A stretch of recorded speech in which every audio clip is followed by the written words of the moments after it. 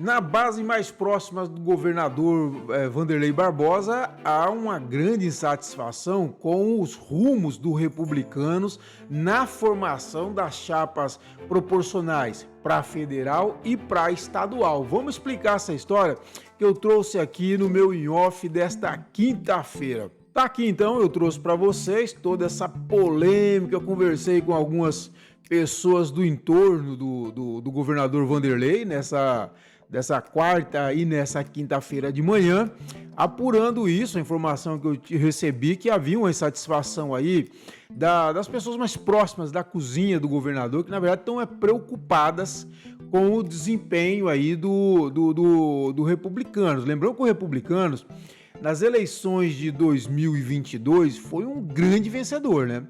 O Republicanos, ele fez sete deputados estaduais e 3 federais.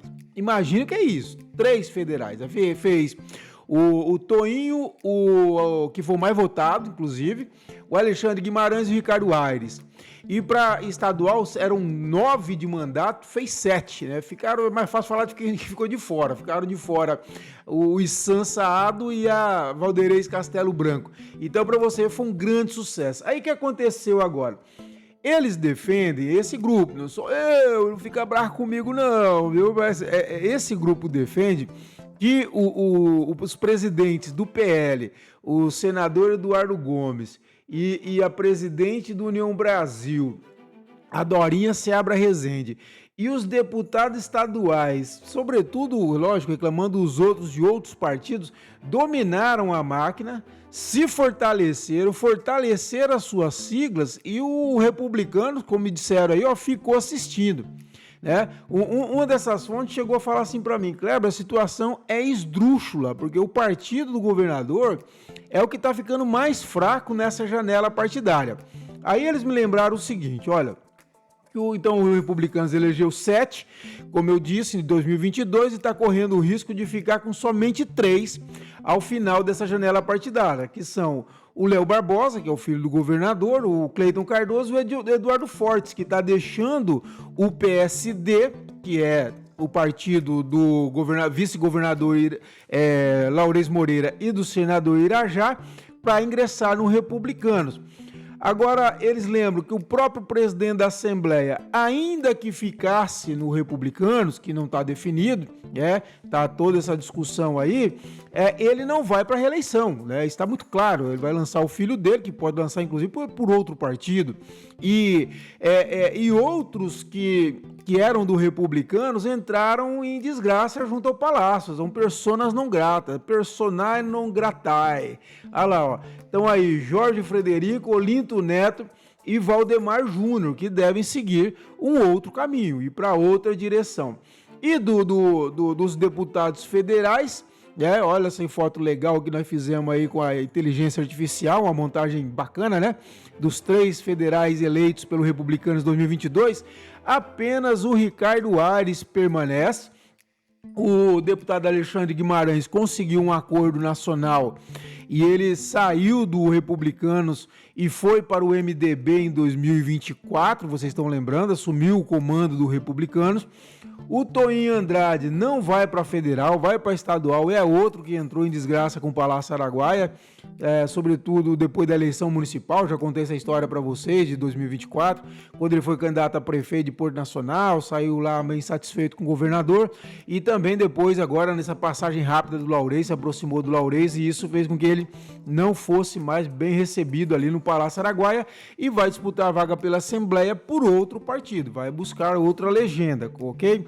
E o que esse pessoal me diz é o seguinte, pessoal, que esses palacianos importantes aí, quanto que os deputados estaduais dominaram a máquina nesses 3 anos e meio, e agora estão dividindo os colégios entre si, sobretudo esses que não vão ficar no Republicanos ou já não são do Republicanos.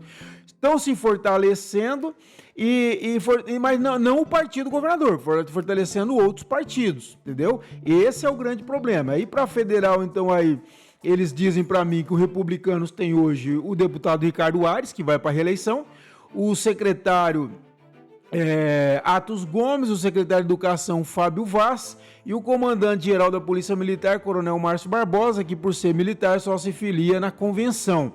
E para eles, a projeção que eles fazem é que esse grupo do Jequitá, ainda que seja um bom grupo, lógico, né? Mas na comparação com outros, ainda perde em competitividade. Para eles, esse grupo, se muito, vai conseguir fazer uma cadeira só de federal.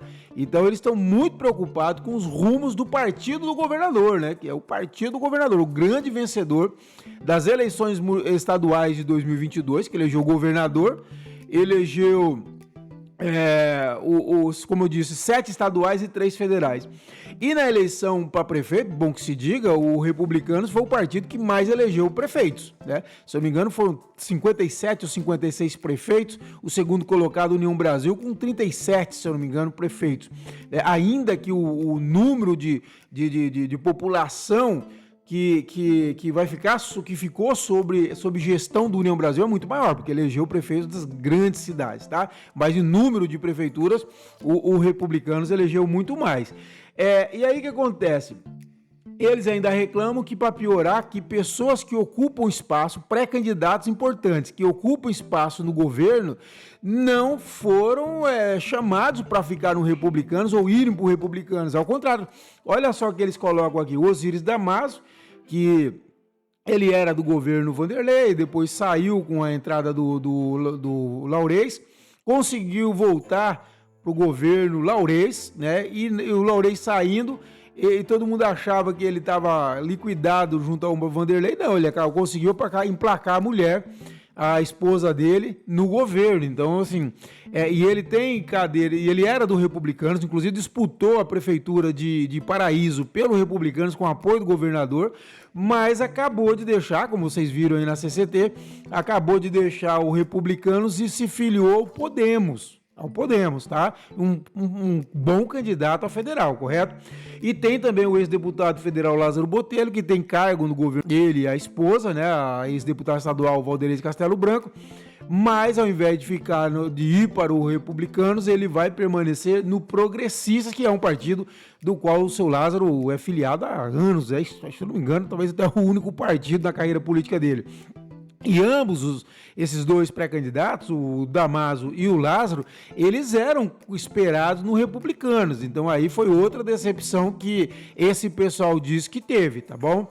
E para eles, então, só aliados, aqui ó, dizendo só aliados do Palácio se deram bem. E eles se referem especificamente à União Brasil, Progressistas e Podemos, principalmente, que são partidos que tiveram muito apoio aí de dois personagens que estão muito fortes junto ao Palácio hoje, que são os senadores Eduardo Gomes e Dorinha, e com apoio do Eduardo Gomes e Dorinha, esses 3 partidos dizem que foram que se deram melhor nessa troca, dessa janela partidária, pelo menos até agora, tá? União Brasil, da Dorinha, Progressistas, que hoje está sob o comando da Janade, através do marido dela, o empresário Odilei Valcari, e o Podemos, que está com o Eduardo Siqueira Campos, que é um partido que o Eduardo é um dos maiores entusiastas, como eu sempre digo, da pré-candidatura à governadora da Dorinha, e que eles dizem, esse grupo palaciano, que tem sido muito incentivado e muito apoiado pela Dorinha. Então, nesse sentido, diz que os aliados estão se dando bem e os republicanos não. Os republicanos está deixando a desejar e eles temem o desempenho, por isso, do Republicanos nessas eleições, tá? Então vamos acompanhar, ainda faltam 2 semanas, né, praticamente, para o fechamento da janela partidária, que ocorre no dia 4 de abril, e ver se vai ter alguma movimentação mais forte do Republicanos. Lembrando que o presidente nacional do Republicanos deve vir para o evento da Dorinha no dia 27, com o governador, deve declarar, logicamente, apoio para a Dorinha, essa é a expectativa, pelo menos. E aí, vamos ver se vai ter algum movimento também do Republicanos nesse evento. Mas, por enquanto, esse pessoal está muito preocupado com os rumos do Republicanos nessa janela partidária e que isso pode dar lá na frente, nas eleições, se o partido não se fortalecer bem nessa janela partidária, ok? Então essa é uma grande preocupação aí desse pessoal, beleza? E é isso, pessoal, e eu convido você novamente, se inscreva no nosso canal, curta esse vídeo tão bombando, hein? E agora nós estamos com uns shorts espetaculares aí que vocês devem estar acompanhando, bombando. Já estamos com milhares de visualizações aí nesses shorts. Tá no Instagram, tá no YouTube, tá no Facebook, tá no X. Então esses vídeos aqui, as entrevistas que eu comecei a fazer com o Vicentinho Júnior e farei outras, como já disse, nessa sexta-feira tem o Carlos Amassas falando sobre o Matopiba. Nós estamos fazendo shorts aí, ó, fantásticos, com legendas espetaculares.